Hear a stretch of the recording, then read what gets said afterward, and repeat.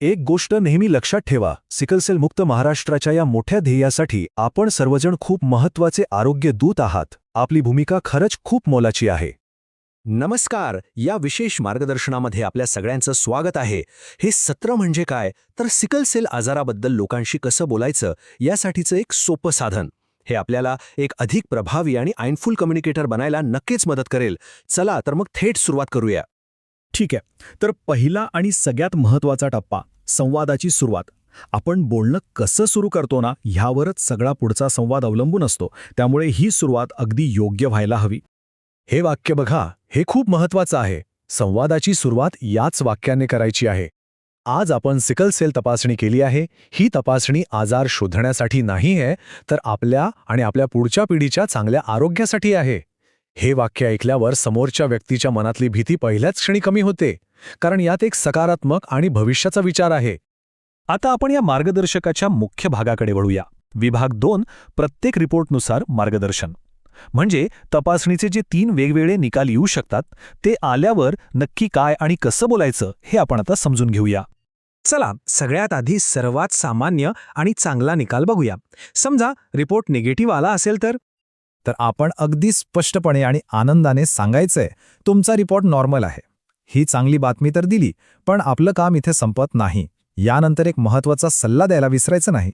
आणि तो सल्ला म्हणजे कुटुंबातल्या बाकीच्या लोकांची तपासणी झाली नसेल तर ती सुद्धा करून घ्यायला सांगा. कारण आपलं ध्येय फक्त एका व्यक्तीपुरतं नाहीये, तर संपूर्ण कुटुंब आणि समाजाला याबद्दल जागरूक करणं आहे. आता दुसऱ्या परिस्थितीकडे वळूया. ही परिस्थिती थोडी नाजूक आहे आणि इथेच आपल्या बोलण्याला खूप महत्त्व आहे. जर रिपोर्टमध्ये कॅरियर म्हणजेच वाहक असं निदान आलं तर आपलं पहिलं आणि सर्वात महत्त्वाचं वाक्य हेच असायला हवं. वाहक म्हणजे आजार नाही. हे अगदी स्पष्ट आणि आत्मविश्वासाने सांगा. हे एकच वाक्य समोरच्या व्यक्तीला घाबरण्यापासून थांबवतं आणि आपलं पुढचं बोलणं शांतपणे ऐकून घ्यायला तयार करतं. यानंतर त्यांना हे 3 सोपे मुद्दे समजावून सांगा. 1. वाहक असलेली व्यक्ती इतरांसारखंच अगदी सामान्य आयुष्य जगू शकते. 2. लग्नाआधी होणाऱ्या जोडीदाराची तपासणी करणं खूप गरजेचं आहे. आणि 3. योग्य मार्गदर्शनाने पुढच्या पिढीला या आजारापासून पूर्णपणे वाचवता येतं. ही माहिती त्यांना फक्त दिलासा नाही तर योग्य निर्णय घेण्याची ताकद देते.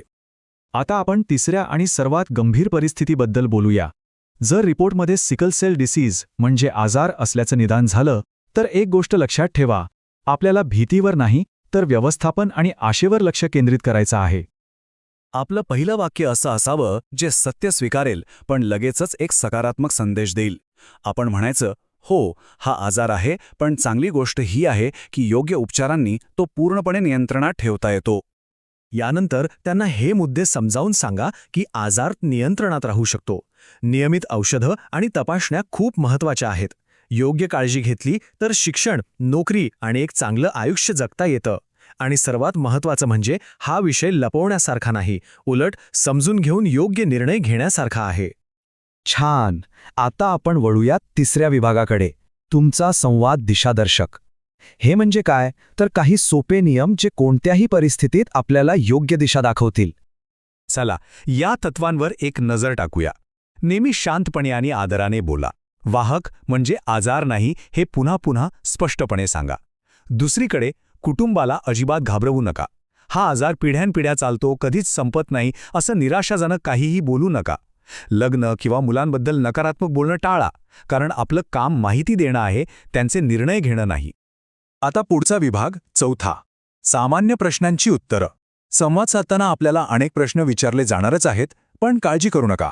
या विभागात आपण काही नेहमी विचारल्या जाणाऱ्या प्रश्नांची सोपी आणि योग्य उत्तरं बघणार आहोत. एक अतिशय सामान्य प्रश्न जो हमखास विचारला जातो, मी वाहक आहे तर माझ्या मुलाला हा आजार होईल का? या प्रश्नामागे खूप मोठी चिंता असते. याचं उत्तर अगदी स्पष्ट आणि सकारात्मक आहे. लग्नाआधी योग्य तपासणी आणि समुपदेशन घेतलं तर हे पूर्णपणे टाळता येतं. बघा, हे उत्तर त्या कुटुंबाच्या भीतीचं रूपांतर एका कृतीमध्ये करतं आणि त्यांना योग्य मार्ग दाखवतं. आणखी एक महत्त्वाचा आणि व्यावहारिक प्रश्न जो नक्की समोर येईल, यावरचे उपचार खूप महाग आहेत का?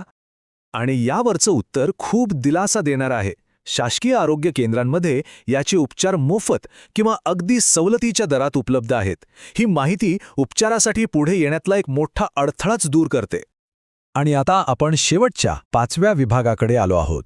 शांत शब्दांची ताकद. या संपूर्ण मार्गदर्शनाचा हाच गाभा आहे.